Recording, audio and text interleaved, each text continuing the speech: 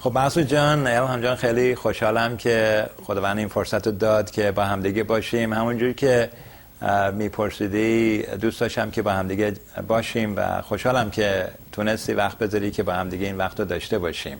خیلی ممنون از شما که امروز وقتتون رو دادیم. خیلی خوشحالم که اینجا جلو بتونیم از صحبت شما اون چیزی که باید خدا به همون پیامش رو برسونه. ببین مرسی، خدا شکر. خودم خوشحالم که شما اینجا هستید الهام جان. خیلی متشکرم از اینکه ما رو دعوت کردیم به منزلتون و این وقت و این فرصت رو و خونتون رو در اختیار گذاشتین که ما خواهش میکنم بتونیم سوالمون رو در بیان بکنیم. آمین. من چون مسعود جان سوال میکرد درباره مسیحیت و یه سری مطالب درباره اون ایمان مسیحی و بنیان ایمان مسیحی قبلا تهیه کرده بودم و دوست داشتم که حالا که این سوالها پیش آمد و شما هم همین سوالا رو داشتید میپرسیدید، این فرصت رو با هم دیگه داشته باشیم که بتونیم اینا رو با هم دیگه مرور کنیم. ولی قبل از اینکه بریم توی اصل مطلب، بد نیست که با هم دیگه یک دعای داشته باشیم. دوست دارید؟ اوکی، دعا میکنیم با هم دیگه. خداوند بزرگ، پدر آسمانی، تو رو شکر و سپاس میگم برای محبت در عیسی مسیح، برای این وقتی که فراهم کردی. دعا میکنیم خداوند که خودت ذهن ما رو باز کنی به حقایق الهیت. خداوند برای مسعود و الهام دعا میکنم که خودت خداوند با صحبت‌هایی که داریم با قلب‌های اونها صحبت کنی خداوند و تو در میان ما جلال ببینی. شکرت میگم و اینها رو در نام مقدس عیسی مسیح درخواست میکنم. آمین. آمین. شکر. مسعود جان، اون سال اولی که پرسیده بودی این بود که خب فرق مسیحیت با بقیه ادیان چیه و چه چیزی مسیحیت رو از بقیه اعتقادات جدا میکنه و این منو به یک آیه بسیار جالبی در کتاب مقدس انداخت و اینکه موضوع تولد تازه و رستگاری توسط عیسی مسیح هست. در اعمال رسولان آیه 12 فصل 4 میخونیم که میگه در هیچ کس دیگر رستگاری نیست و در زیر آسمان هیچ نامی جز نام عیسی به مردم عطا نشده است تا به وسیله آن نجات پیدا کنیم. پس در این آیه میخونیم که در واقع نجات فقط توسط عیسی مسیح به ما داده میشه. رستگاری و به بهشت رفتن فقط توسط عیسی مسیح اینجا به ما گفته شده و این یک فرق کلی هست با بقیه ادیان. بعضیا فکر میکنن که خیلی خوب مسیحیت فقط برای غربی ها هست، اونایی که تو غرب زندگی میکنن اونا مسیحی هستن، اونایی که شرق هستن حالا یا اسلام یا دینهای دیگر و باورهای دیگر رو دارن. یا بعضیا فکر میکنن خب حالا که آمدن حتی از اونجا اگر آمدیم اینجا مثل ماها که ایرانی هستیم آمدیم مثلا غرب، خب حالا که ما اینجا آمدیم باز غربی بشیم مثل بقیه، ما مثلا باز مسیحی باشیم. من یادم میاد یه نفر زنگ زد چون بعضی فکر میکنن که مسیحیت یعنی دین عوض کنیم، حالا اون دین رو داشتیم حالا یه دین دیگه، حالا که اینجا هستیم یه دین دیگه انتخاب کنیم.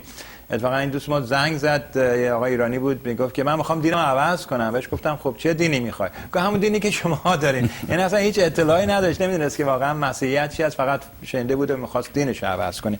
یا اینکه بعضی هم هستن خیلی آدمای خیرخواهی هستن، میخوان به یک مورد نیک کمک کنن و فکر میکنن چون مثلا خیرخواه هستن و خیرخواهی میکنن و اعمال نیک و کارهای نیک انجام میدن، مسیحیت براشون اینه. در حالی که مسیحیت این نیست. مسیحیت یک اعتقادی است که بر مبنای رستگاری توسط عیسی مسیح و تولد تازه در واقع بنا میشه. خیلی جالب. من یک سوال داشتم. خب ما برای که به این رستگاری برسیم چه کاری باید انجام بدیم که مثلا ما خودمون تو احساس کنیم که خودمون تو یک مسیحی صدا بزنیم؟ اوکی. خب اینم سوال بسیار خوبی. اتفاقا یک عالم یهود، مسعود جان بهتر خودمون از همون کلام بخونیم چون هرچی بیشتر از کلام بخونیم و یاد بگیریم برامون بهتر خواهد بود. اگر که لطف کنی این انجیل یوحنا رو باز کنی، انجیل یوحنا فصل 3 رو بیار و این قسمت رو از آیه 1 تا 7 اگر که بخونی این کمک میکنه که ما این سوال شما رو بتونیم جواب بدیم که برای رستگار شدن به چی احتیاج داریم. بله حتما. یک نفر از فریسیان به نام نیقودیموس که از بزرگان قوم یهود بود یک شب نزد عیسی آمد و به او گفت ای استاد، ما میدانیم تو معلمی هستی که از طرف خدا آمده ای، زیرا هیچ کس نمیتواند معجزاتی را که تو میکنی انجام دهد مگر آنکه خدا با او باشد. عیسی پاسخ داد یقین بدان تا شخص از نو تولد نیابد نمیتواند پادشاهی خدا را ببیند. نیقودیموس گفت چطور ممکن است شخص سال خورده ای از نو متولد شود؟ آیا میتواند باز به رحم مادر خود برگردد و دوباره تولد یابد؟ عیسی پاسخ داد یقین بدان که هیچ کس نمیتواند به پادشاهی خدا وارد شود مگر آنکه از آب و روح تولد یابد. آنچه از جسم تولد بیابد جسم است و آنچه از روح متولد گردد روح است. تعجب نکن که به تو میگویم همه باید دوباره متولد شوند. بله، ببین چقدر اینجا این موضوعی که برای ما گفته و صحبتی که پیش آمده بین این عالم یهودی فریسیان. این نیقودیموس یک فریسی بود و فریسی ها کسانی بودن که در واقع مثل آیت الله های خودمون که تحصیل کرده هستند و بسیار وارد بود در شریعت یهود و خیلی یکی از بزرگان میشه گفت که اینجا میگه که اتفاقا اگه توجه کنی میگه بزرگان چطور ممکن شخص سالخورده میگه که تو که بزرگان یهود هست، یعنی میشه گفت یا آیت العظما بود و این شخص آمده پلوی عیسی مسیح و جالب اینه که شب آمده و جریان شب آمدنش هم خب خیلی مشخصه برای اینکه نمیخواست مثلا کسی در اون موقعیت بدونه که ایشون داره میره مثلا نزد عیسی و با او داره صحبت میکنه و اینجا میخونیم که میپرسه و میگه که تو یک معلمی هستی که از طرف خدا آمدی چون که هیچ کس نمیتونه این معجزاتی که تو داری انجام میدی انجام بده. پس مشخص میکنه که عیسی مسیح یک شخصیتی ورای بقیه هست، ورای کسان دیگه، حتی ورای خودشون که عالمهای دین بودن.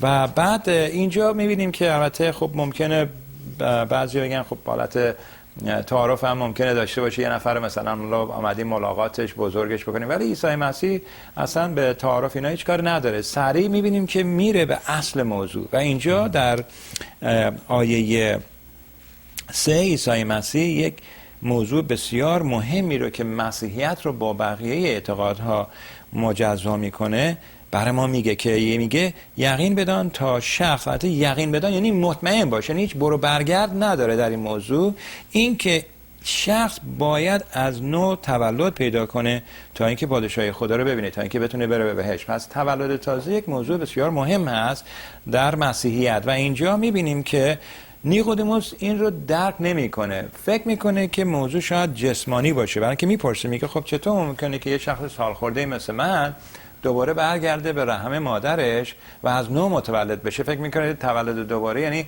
دوباره متولد شدن جسمانی. در که اینجا عیسی مسیح خیلی صریحا میاد و میگه یقین بدان که هیچ کس نمیتواند به پادشاهی خدا وارد شود مگر آنکه از آب و روح تولد یابد. پس اینجا دو تا تولد رو داره عیسی مسیح برای ما توضیح میده و میگه آنچه که جسم تولد پیدا کنه میگه جسمه، پس بنابراین آب و جسم رو اینجا با هم دیگه یکسان میکنه. پس یک تولد جسمانی هست که ما جسمن به دنیا میایم از مادرمون و بعد یک تولد دیگه هست که اون تولد روحانی هست و اون تولد میگه که از روح باز شخص متولد بشه.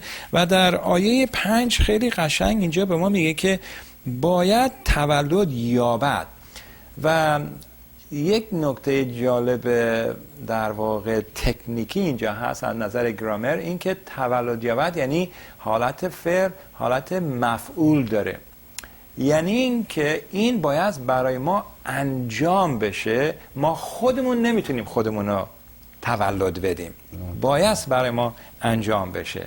بله این قسمت خیلی واضح این رو داره برای ما میگه. برداری جاج اصلا چرا شخص باید تولد تازه پیدا بکنه تا رستگار بشه؟ اوکی. خب اینم سوال خوبیه الهام جان. ببین اگر که توجه کنیم در خودمون البته این رو میبینیم که وقتی که انسان متولد میشه، اگه برگردیم به عقب به زمانی که خدا جد ما آدم و حوا رو خلق کرد و در باغ عدن گذاشت، کلام خدا میگه اونها رو خوب خلق کرد، ولی آدم و حوا با اراده‌ای که خدا به اونها داده بود این رو اختیار کردن که از فرمان خدا سرپیچی کنن و این سرپیچی از فرمان خدا در واقع گناه رو به این دنیا میاره و ما بشر بعد از آدم و حوا که اونها گناه میکنن این ذات گناه در ماها به وجود میاد، که بشر ذات گناه داره. اگر که لطف کنید الهام جان برید به رومیان فصل 8 با هم دیگه نگاه کنیم به رومیان فصل 8.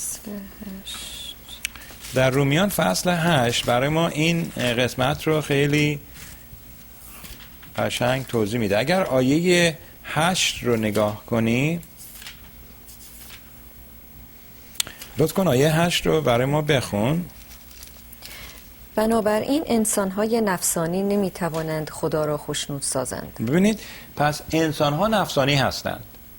با تولد جسمانی خودشون از آدم و حوا که جد ما باشه، ما نفسانی به دنیا میاییم. و اینجا میگه که کسانی که نفسانی به دنیا میان نمیتونن خدا رو خوشنود کنن و اتفاقا اگر در همین حالت نفسانی ادامه بدن به زندگیشون میمیرن. اتفاقا این رو در آیه 13 میگه. اگر که لطف کنید آیه 13 رو هم بخونید برامون. زیرا اگر مطابق طبیعت نفسانی خود زندگی کنید خواهید مرد. ببینید همینجا خیلی قشنگ این قسمت کلام به ما داره میگه که اگر که این طبیعت نفسانی رو ما به ارث بردیم، با این طبیعت نفسانی ما به دنیا آمدیم، داریم زندگی میکنیم، اگر به همین حالت ما ادامه بدیم که راهی هم نداریم به ادامه ندادنش، میگه ما خواهیم مرد. اینجا کلام خدا برای ما یک خبر بدی رو داره و خبر بد این هست که اگر در همین حالت نفسانی ادامه بدیم خواهیم مرد و به خاطر همین عیسی مسیح داره صحبت از تولد دوباره یا تولد دوباره روحانی داره میکنه و اون شخص که از نفسانی هست فقط اگر که لطف کنید جلوی آیه 8 آیه 7 رو هم این بار با آیه 8 بخونید تا این موضوع رو من یک مقداری بیشتر براتون روشن کنم. زیرا دلبستگی به امور نفسانی دشمنی با خدا است. چنین شخصی از شریعت خدا اطاعت نمی کند و در واقع نمی تواند اطاعت نماید.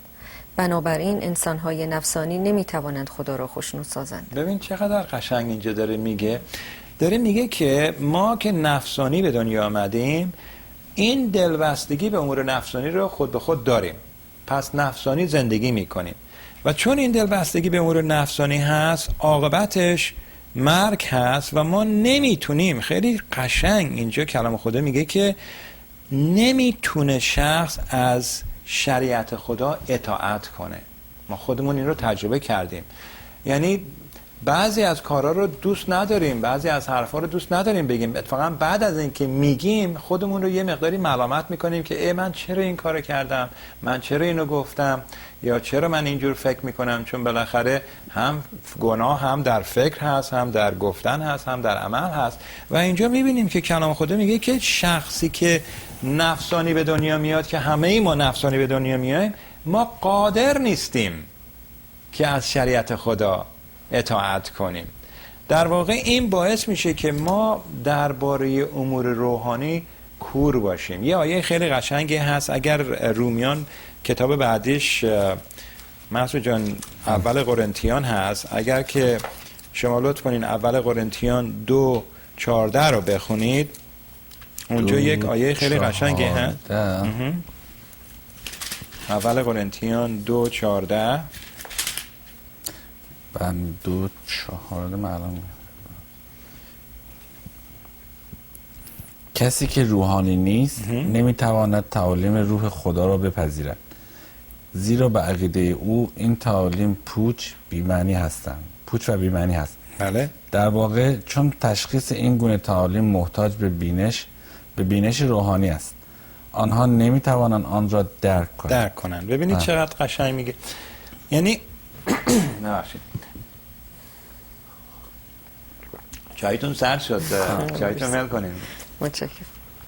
عرض کنم خدمتتون که اینجا داره به ما یک نکته خیلی قشنگی رو، ظریفی رو میگه که تا وقتی که شخص اون تولد روحانی رو به دست نیاورده، در مورد امور روحانی کاملا کور هست، نمیبینه. اتفاقا من در پروازی که داشتم اخیراً یک خانمی بغل دست من نشسته بود و بالاخره ضمن صحبت‌ها رسیدیم به امور روحانی و این خانم کاملا یعنی هیچ آگاهی و هیچ بینش روحانی نداشت. من درباره امور روحانی که صحبت می‌کردم، حتی راجع به گناه که صحبت می‌کردم، این خانم اصلا هیچ توجه یا هیچ آشنایی با اون چیزهایی که من داشتم میگفتم نداشت و خیلی جالب بود برای من. برای چندمین بار برای من روشن شد این آیه کلام خدا که اونهایی که تولد دوباره ندارن، اونهایی که از روح دوباره متولد نشدن، بینش روحانی ندارن و براشون غیر قابل امکانه که درک کنن مگه اینکه بینش روحانی بهشون داده بشه. و به خاطر همین اون اشخاصی که بینش روحانی ندارن در واقع تمایلاتشون فاسد هست و این رو ما میبینیم که در کلام خدا توی غلاطیان میگه. اگر که لطف کنید مسعود جان برید جلوتر، بعد از قرنتیان میرسیم به کتاب غلاطیان.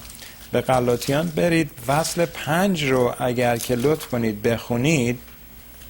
در فصل 5 آیه 19 تا 21 رو دوست دارم بخونید که اینجا این تمایلاتی که در اشخاص نفسانی وجود داره و در واقع من خودم میتونم شهادت بدم که در من قبل از اینکه به عیسی مسیح ایمان بیارم چنان وجود داشت.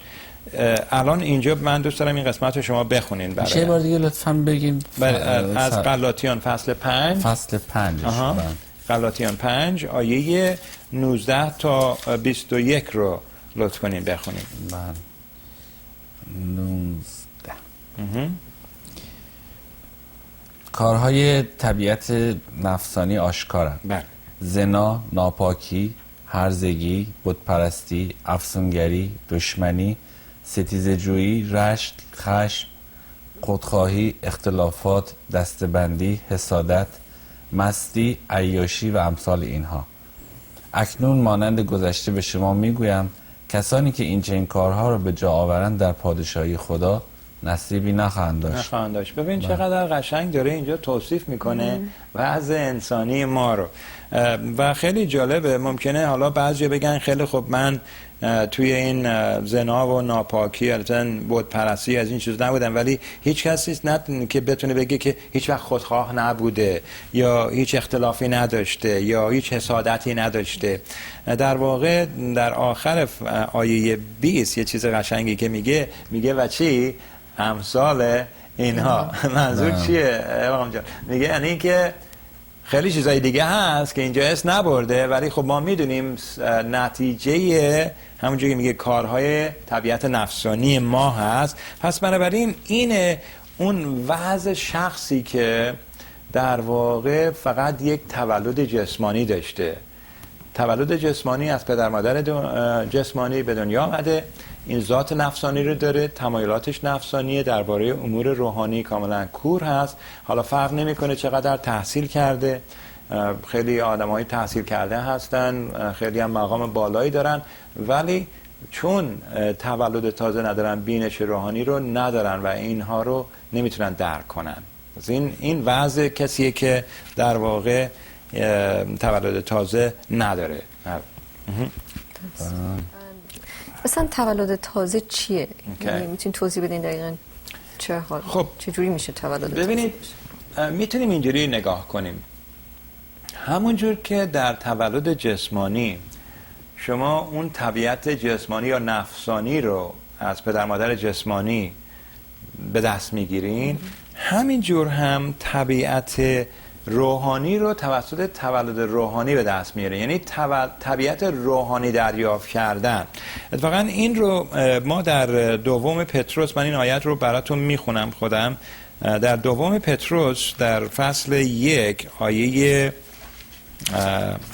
3 این رو برای ما میگه و این خیلی آیه جالبی هست. در این آیه آیه 4، در آیه 4 اینجور میخونیم، میگه که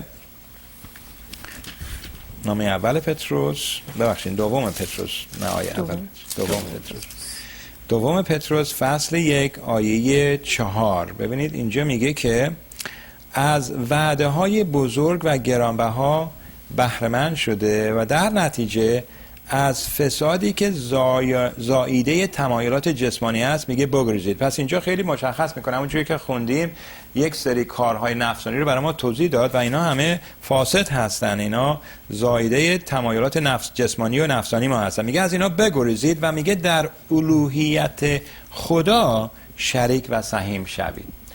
پس تولد تازه یعنی دریافت الوهیتی که از خدا میاد، دریافت یک طبیعت روحانی. قبلا طبیعت نفسانی در ما به وجود آمد با تولد جسمانیمون، الان احتیاج به دریافت یک طبیعت روحانی هستیم، طبیعت خدایی هستیم.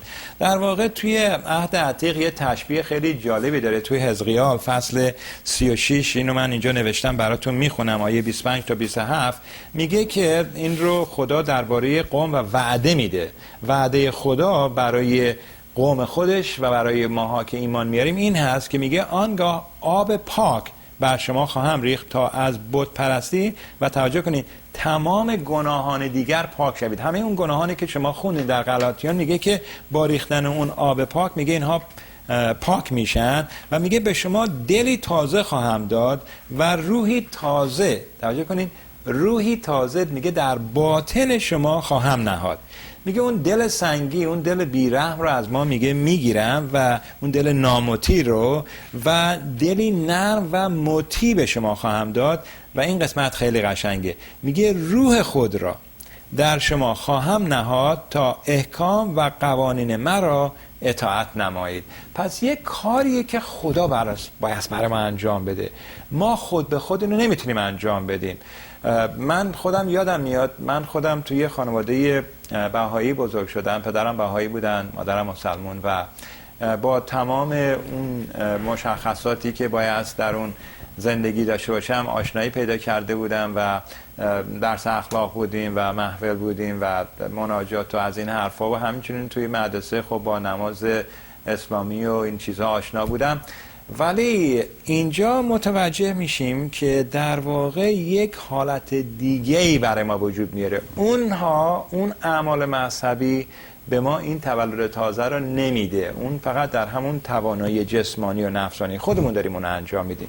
این یک چیز خدادادیه، باز خدا به ما بده، باز خدا بخواد و در واقع خدا میخواد، ما باید این رو دریافت کنیم. این یک حالتی میاد برای اون شخصی که زمانی که تولد تازه به وجود میاد، این حالت اون شخص میشه در یک تحول درونی در او به وجود میاد. از درون میگه دل سنگی و نامطیع رو میگه میگیرم ازت، به جاش یک دل نرم، میگن دل نرم یعنی دلی که دلسوز هست و اون دل مطیع، میخوای خدا رو اطاعت کنی، دوست نداری دیگه اون کارهای نفسانی رو انجام بدی، میگه اون رو من به شما میدم. یعنی تقریبا میشه گفت که همون جور که خدا احساس میکنه ما هم احساس کنیم، همون جور که خدا فکر میکنه ما هم فکر کنیم، همون جور که خدا میخواد عمل بکنیم ما هم عمل میکنیم.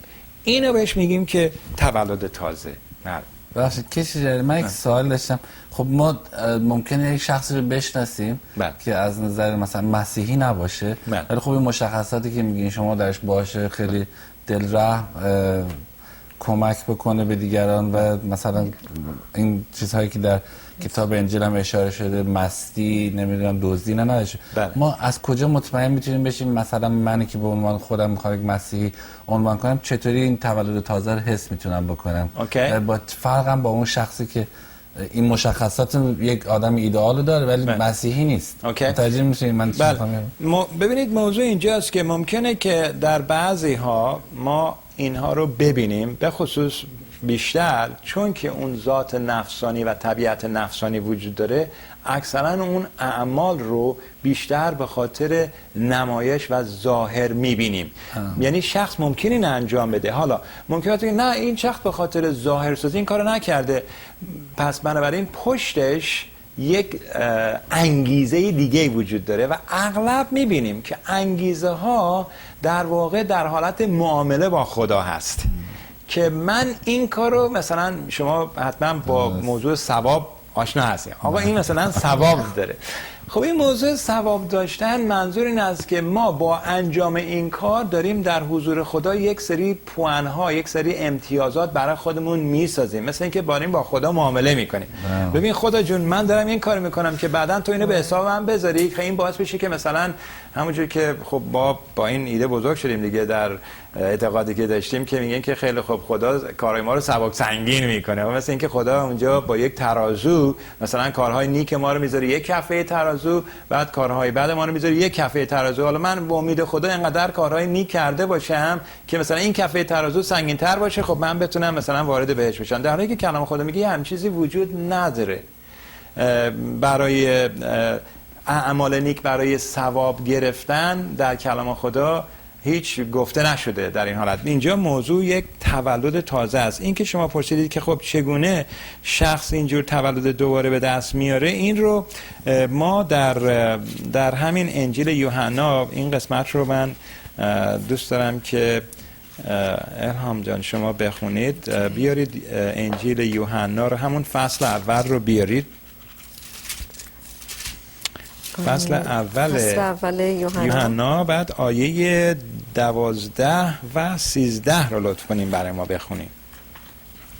از آیه 12 لطف کنیم بخونیم و آیه 13 هم با هم دیگه بخونیم. 12 و 13 رو با هم دیگه بخونیم. اما به همه کسانی که او را قبول کردند و به او ایمان آوردند این امتیاز را داد که فرزندان خدا شوند، که نه مانند تولدهای معمولی و نه در اثر تمایلات نفسانی یک پدر در سر تمایلات نفسانی یک پدر جسمانی، بلکه از خدا تولد یافتند. ببین اینجا چقدر قشنگ این قسمت میگه.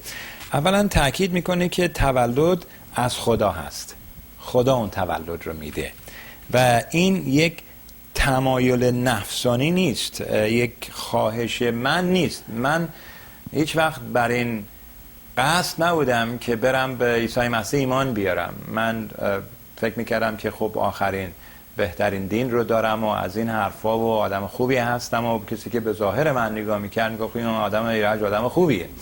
تحصیل کرده بودم، لیسانس داشتم از دانشگاه معروفی در آمریکا، فوق لیسانس داشتم، کار خوبی داشتم، درآمد داشتم، همه چی داشتم.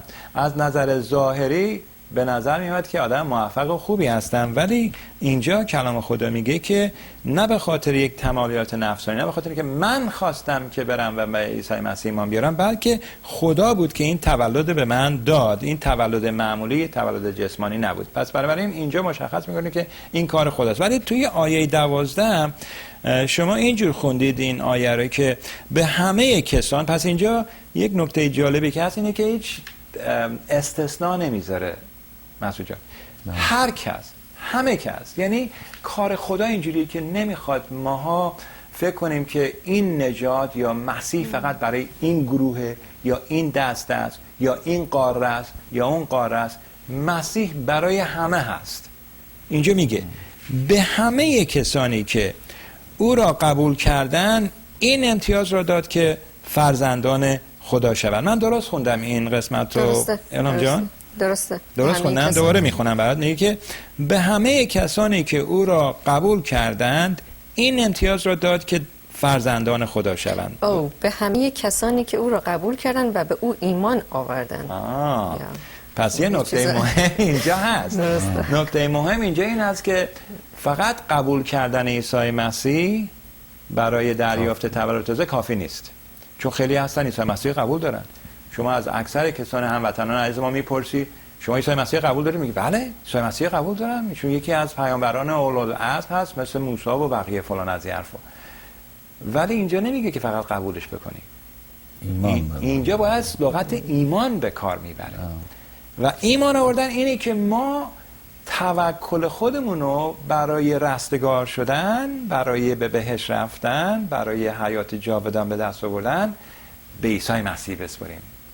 توکلمون به عیسی مسیح باشه. این موضوع بسیار بسیار مهمه که درک کنیم که بایست ایمان به عیسی مسیح نه فقط قبولش کنیم، بله از خدا آمد، بله اینجور کارا رو کرد، بله فلان فلان، ولی مهمتر از همه اینها این هست که باید به او ایمان بیاریم تا اینکه این تولد تازه رو به دست بیاریم.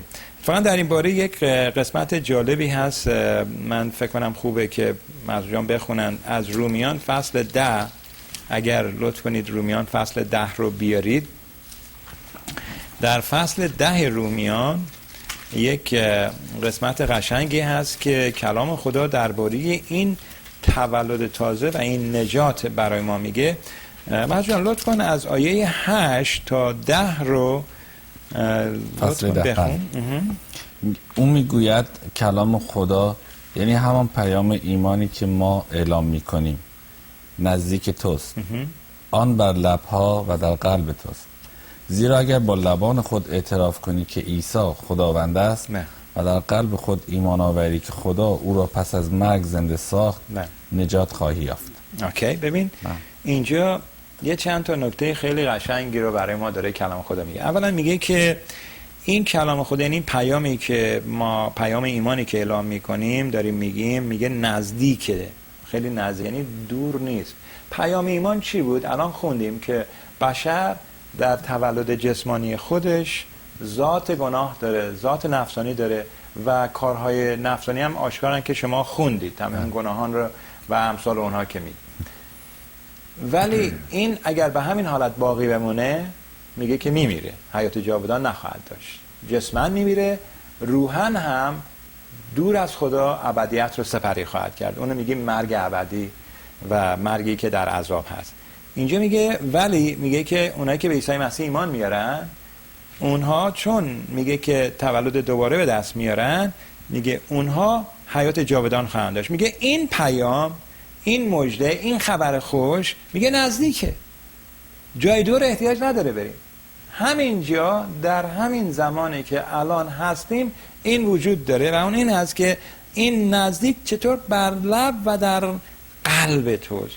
میگه اگر که ما با لبان خودمون اعتراف کنیم که عیسی خداوند است، عیسی اون لقب خدایی رو داره، اون خدایی خدا رو داره، و در قلب خودمون ایمان بیاریم که خدا عیسی مسیح رو پس از مرگ زنده ساخت. یعنی عیسی مسیح بعد از اینکه برای پرداخت جریمه گناهان ما بر روی صلیب مرد، دفنش کردن، بعد از مردگان قیام کرد، امروز زنده است. میگه اگر ما باور کنیم قلباً که عیسی مسیح آمد، برای ما مرد و دوباره زنده شد، میگه نجات خواهیم یافت.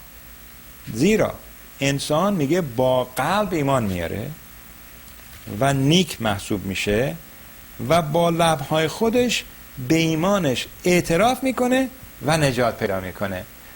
یعنی اگه حساب کنیم، بخوایم بگیم فرمول وار نگاه کنیم، وقتی که شخص به این نتیجه میرسه که بله گناهکاره و نمیتونه خودش از گناهانش پاک کنه و متوجه میشه که عیسی مسیح برای پرداخت جریمه گناهان بر روی صلیب قربانی شد و دفن شد و دوباره زنده شد، وقتی این رو قلباً باور میکنه، بعد وقتی این رو با لبهای خودش اعتراف میکنه، بازگو میکنه، این ایمان قلبی باعث نجات او میشه.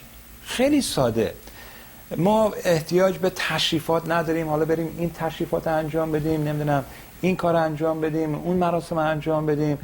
نه، خیلی ساده، چون ایمان قلبی هست، کار خدا هست. اگر خدا این کار رو شروع کرده در وجود ما، بعد این رو ما دوست داریم بازگو کنیم با لبهای خودمون.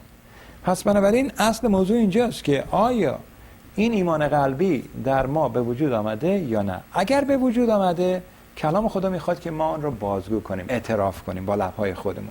و این موضوع بسیار مهم هست. من نمیدونم که آیا شما تا حالا یک همچین باور قلبی آوردید و به این باور اعتراف کردید یا نه، ولی دوست دارم بدونم، فکر کنم که مناسب باشه بپرسیم. شما لبخند میزنید مثل این که این تجربه رو داشتین. دقیقاً این تجربه رو داشتم، برای اینکه خیلی تجربه منحصر به فردیه و اصلا قابل مقایسه با هیچ چیز دیگه نیست. برای من هر موقع که یادم میاد به اون لحظه، برای من مثل یه جوی و یه سری لذتی که از درون قلبم بیرون میاد و یک چیزی که از یاد نرفتنیه. آفرین.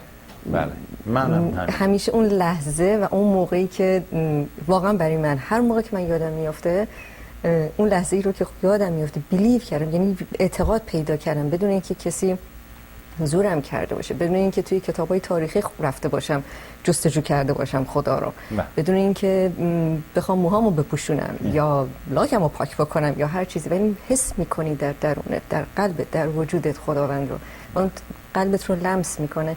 یک چیزی که با هیچ چیزی قابل مقایسه نیست. آمین. منم همین تجربه رو داشتم. من 28 سال پیش همونجوری گفتم با داشتن تمام مزایایی که شما فکر می‌کنید یه نفر بیاد آمریکا و اینها رو دریافت کنه و اینها باعث خوشبختی او بشه، من همه اینا رو داشتم ولی اون آرامش واقعی رو در درون خودم نداشتم، اون نزدیکی با خدا رو احساس نمی‌کردم تا وقتی که خود خدا قلب من رو لمس کرد و این تجربه درونی من شد و من به عیسی مسیح اعتراف به ایمان کردم و زندگی من از اون روز به بعد یک زندگی کاملا متفاوت دیگه ای هست. آمین آمین. مسعود جان شما چطور؟ من خیلی سعی کردم، یعنی این احساس بهم دست داده، ولی بیشتر باید برای خودم دعا کنم که شیطان رو بتونم از این نفس خودم بیرون کنم. یعنی این فکر کنم تنها من نباشم. خیلی که به عیسی مسیح هنوز ایمان ندارم فکر میکنم درگیر مبارزه با شیطان هستم. اتفاقا چقدر قشنگ گفتی این رو مسعود جان. من خودم این مبارزه رو قبل از اینکه به عیسی مسیح ایمان بیارم برای مدت طولانی، تقریبا شاید بگم نزدیک 1 سال احساس میکردم. یعنی من هی در درون خودم میخواستم که به عیسی مسیح گفته بود ای تمامی زحمت کشان و گرانباران نزد من بیایید و من به شما آرامش میدم. و من این آرامش رو میخواستم ولی همینجور درگیر یک تلاطم درونی بودم. دقیقا حالتی که من دارم من میشه. و به یه جای رسیدم و دعا میکنیم که خداوند کمک کنه و شما به اونجا برسی که داشتن این آرامشی که مسیح به من وعده داده بود به عنوان هدیه به قدری برای من خواستنی تر شده بود که دیگه تمام این صحبت‌های دیگه، نمیدونم حالا پدرم چه دینی داره، حالا مادرم چه دینی داره، حالا گذشته‌ام چی بوده، حالا چنم این چی میگه اون چی میگه، دیگه اینها نتونست جلوی این خواسته رو بگیره. و اون زمان معینی که خداوند فراهم کرده بود من اعتراف به ایمان کردم و دعا میکنیم که خداوند این رو برای شما انجام بده و امیدوارم در ضمن این جلساتی که با همدیگه داریم و ما این موضوع رو بیشتر و بیشتر میشکافیم با همدیگه، خداوند این رو برات روشن کنه. ولی این حالتی هست که به خاطر ایمان به وجود میاد، یک ایمان قلبیه و کسی که به ایمان میاد از همون لحظه کلام خدا میگه که او حیات جاودان داره. اتفاقا یه آیه خوبی هست برای الهام جان که بخونن این آیه رو. در همین برگرد به انجیل یوحنا، برگرد دوباره به انجیل یوحنا و دوست دارم که فصل 7 رو بیاری، فصل 6 رو بیار و آیه 47 رو بخون. یوحنا 6:47 رو بخون. یقین بدانید کسی که به من ایمان می آورد حیات جاودان دارد. ببین چقدر اول میگه یقین بیارید، یعنی هیچ شکی توش نداشته باشه، این 100%. بعد میگه چی؟ میگه به من کسی که به من چی؟ ایمان میاره. حالا سوال اینجاست الهام جان، شما به عیسی مسیح ایمان آوردی؟ بله. پس الان در طبق گفته عیسی مسیح شما چی داری؟ یقین دارم. یقین داری؟ بعد میگه یقین دارم که بله به عیسی مسیح آوردم. بعد چی پسونده اون چی هست اینجا که چی داری حالا؟ حیات جاودان دارم. حیات جاودان دارم. یعنی از حالا، از زمانی که ایمان میاریم حیات جاودان ما شروع میشه. هر لحظه ما اگر از این دنیا بریم رو به خداوند و حیات جاودان داشتن رو شروع میشه. چقدر عالی، چقدر شیرین، چقدر خبر خوش و چقدر عالیه که این رو بتونیم با همدیگه اینجوری پیدا کنیم. خب فکر کنم که شما یه سوال دیگه داشتید. 100% ایمان آوردن و تولد تازه یک چیزه، ولی نتیجه این تولد تازه اوکی. چه نتیجه میتونیم انتظار داشته باشیم؟ درسته. چی میتونیم یعنی مطمئنا برای خیلیا که داستان تولد تازه رو میشنوم و داستان مسیح با دوستای خودم که حرف میزنم میگن خب نتیجهش چیه؟ اوکی. چه نتیجه؟ چی انتظار داری بعدش ببینیم؟ یعنی واسه یه چیزایی دیده بشه. اتفاقا سوال خیلی خوبیه. من فکر کنم که بهتره بریم با هم دیگه به در دوم قرنتیان، نامه اول قرنتیان بودیم، بریم به دوم قرنتیان. در واقع دو تا اتفاق رخ میده. یکی در دوم قرنتیان اینو نگاه میکنیم، فصل 5 رو بیارید، آیه 17.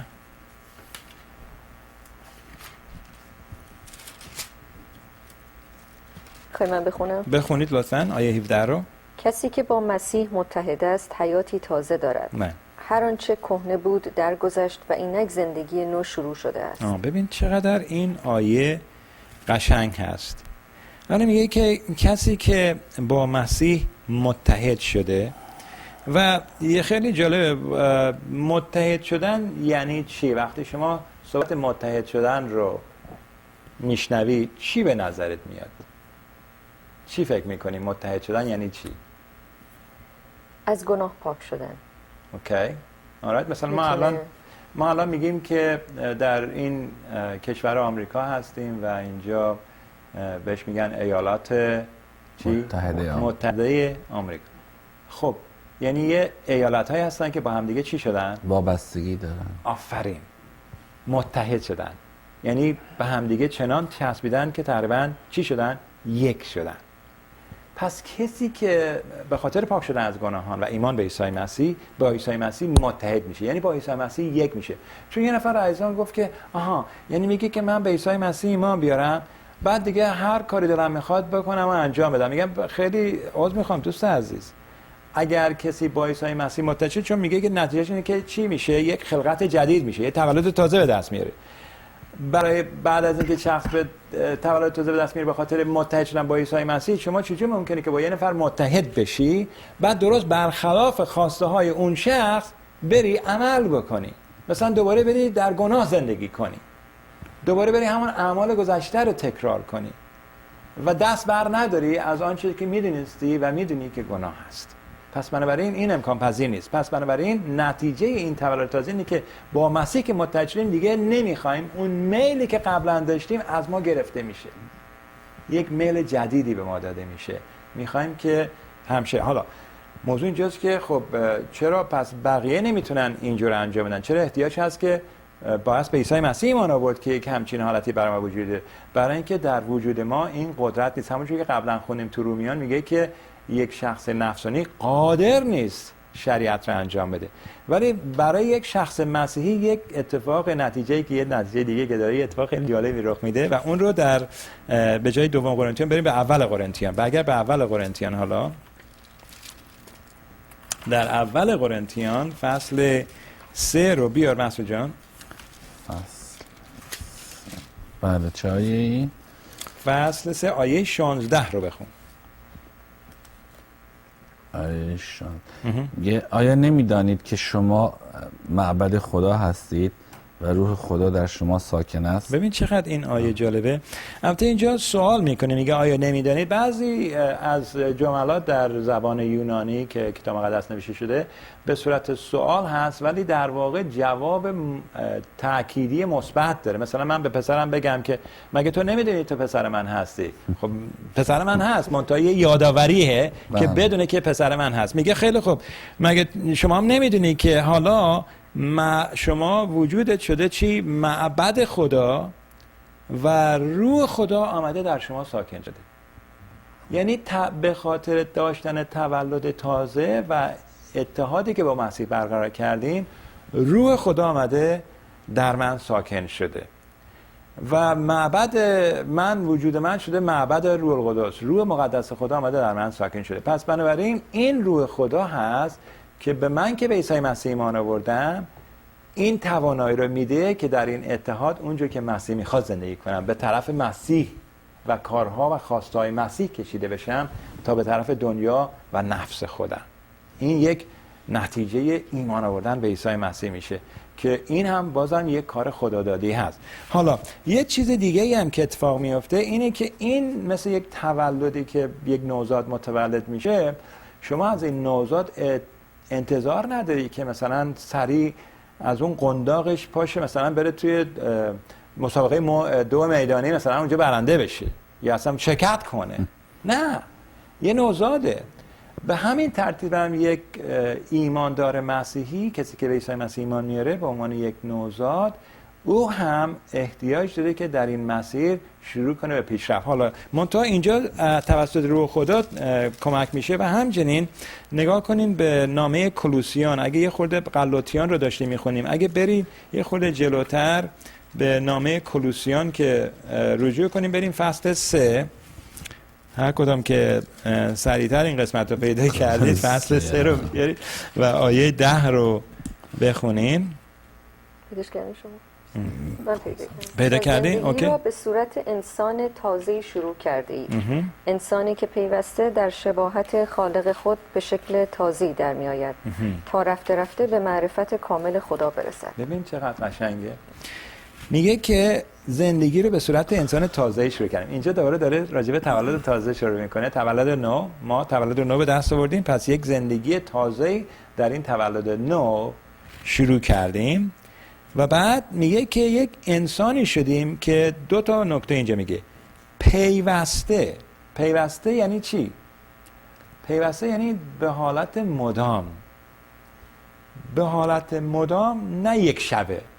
ما یک شبه همونجوری گفتم از یک نوزادی که در قنداق هست انتظار نداریم در مسابقه 2 میدانی شرکت کنه. ما هم یک شبه به روحانیت نهایی نمیرسیم. یک زمانی رو شروع کردیم با تولد دوبارمون، تولد روحانیمون، ولی پیوسته داریم چی میشیم؟ داریم به شباهت خالق خودمون، به شباهتی که خالق ما خداست. و عیسی مسیح میگیم خدا در جسم. عیسی مسیح کسی بود که در واقع آمد خدای واقعی رو به ما بشناسونه و ما خدا رو از طریق عیسی مسیح که جسم شد میشناسیم. چی میشه؟ میگه به شکل تازه‌ای ما در بیاییم، به شباهت خالق خودمون. بعد میگه تا چی؟ تا رفته رفته، نه یک شبه، نه یک ماهه، نه یک. بعضی میگن که شیرج فلانی که مسیحی شده مثلا فلان خطا رو من دیدم سر زد. من چند وقته مسیحی شده؟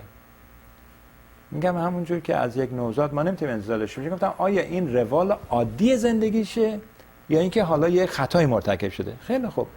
ما چون هنوز در این جسمانی هستیم، البته یک با امید خدا تو یک برنامه جلسه دیگه که با هم دیگه خواهیم داشت این رو براتون بیشتر باز میکنم.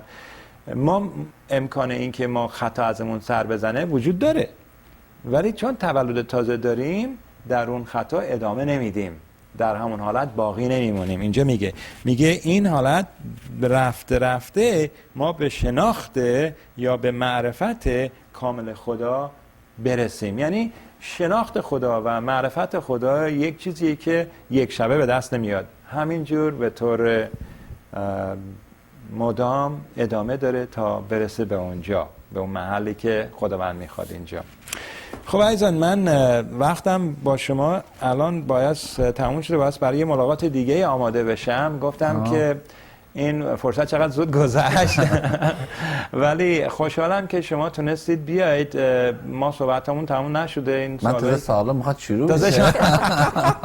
خب مسعود جان، سوالات خیلی خوشحالم که این سوالات رو داری و یک نکته جالب این است که در مسیحیت ما هیچ مسئله‌ای با سوال کردن نداریم. اتفاقا خوشحالیم که عزیزان سوال میکنن و تشویق میکنیم که عزیزان سوال کنن. همونجور که تو کلیسا عزیزان تازه وارد میان سوال دارن یا در مجالس و مهمونی ها ملاقات میکنیم سوال دارن، خیلی عالیه که سوال کنید و سوالای خودتون رو بیارید، با هم دیگه میشنیم و سوالا رو جواب میدیم. و دوست دارم که این جلسه رو با یک دعای کوتاه خاتمه بدیم و از هم دیگه خداحافظی کنیم تا جلسه بعدی.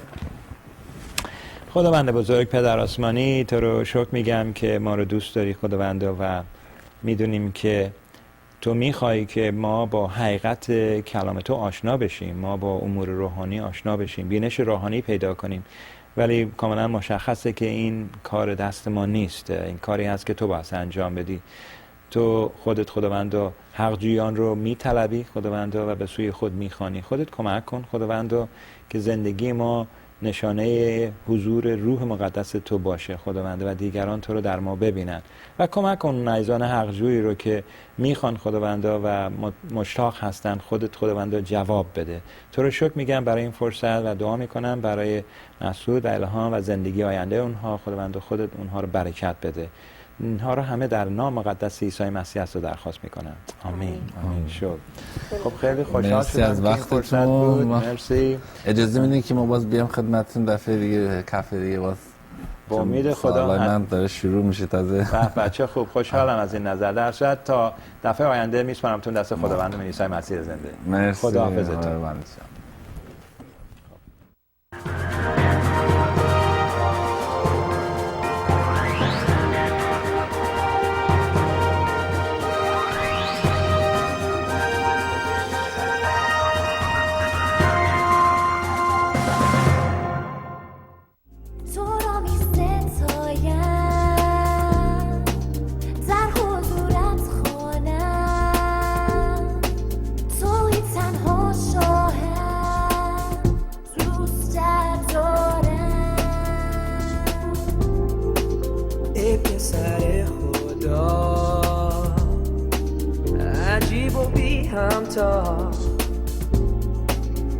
جلال است توست عیسی ساکن در ما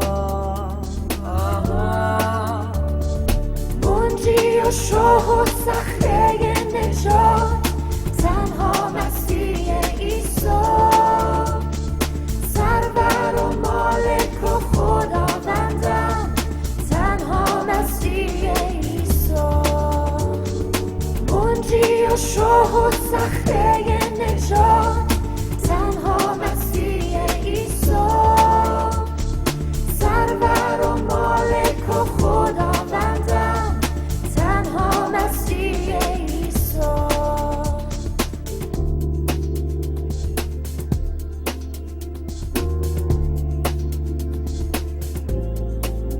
تو را می ستایم در حضورت خوانم توی تنها شاهم دوستت دارم ای پسر خدا عجیب و بی همتا جلال از توست عیسی ساکن در ما منجی و شاه و صخره نجات تنها مسیح عیسی سرور و مالک و خداوندم تنها مسیح عیسی منجی و شاه و صخره نجات